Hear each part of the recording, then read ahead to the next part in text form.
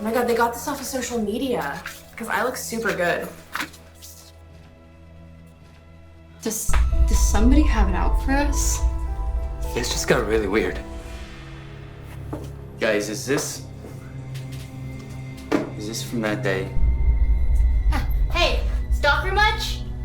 Time is running out.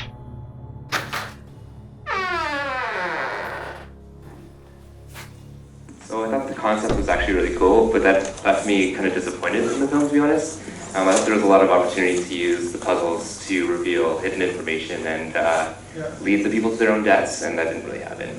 It ended up being a slasher at the end of the day. So I was really disappointed in that. But the set design was really cool. The performances were pretty decent.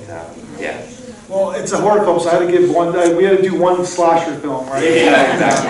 That was it. So yeah, but it almost came to a shock for me. Like I didn't expect it to be so. The first kill was like, whoa, okay, so now here we are. And all of a sudden there's a momentum. Yeah, I didn't like how there wasn't any like kind of escape room, like clues or anything involved. Like they had some cards, but they went too fast. You couldn't read what all. I mean, I couldn't read what they all said. So I feel like they could have used that a bit more. Like have the cards stay a bit longer, and then kind of tie it into the rest of the horror theme. But wasn't a fan of that. Yeah, I think they could have exploited the phobias a little bit more. There's a guy who's afraid of spiders. How come he didn't die in a pit full of spiders? Or like his there's very sharp edges, and that was really not exploited, right? So, the first kill was interesting. It was creative, kind of accidental, and it felt like they lost interest after that. Instead, just kill everybody, which is nice. Totally. What do you guys think of the ending, though? Like the kind of the setup to something, I guess, or the conclusion. There was so much they could work with, but I felt like they kind of lost focus, and by the ending, it just felt like it was just pure cheese. Not trying to be rude, but I just felt there could have been much more that they could have give. It's like they just lost interest with all the killings. Even with the accidental killing, there could have been a lot more than... The ending did not end the way it should have ended. How should have it ended?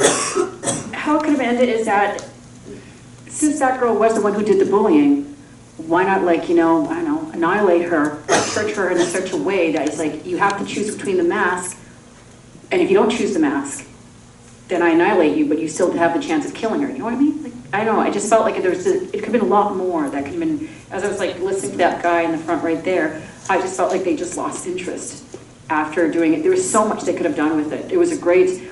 I find the story could have been so much better, but they just lost interest. That's how I feel. I agree with her, and I also feel like we never really got to know the characters or explore their phobias, which could have probably been accomplished with a longer runtime. So this just kind of felt like you took up all these threads that has so much potential, but you never got the payoff. So I think that's kind of why the ending fell a little flat. I feel like there's some psychological possibility in the ending, in that by offering the mask, to somebody who's like, someone who desires revenge, it's almost as though the killer is offering themselves as a sacrifice.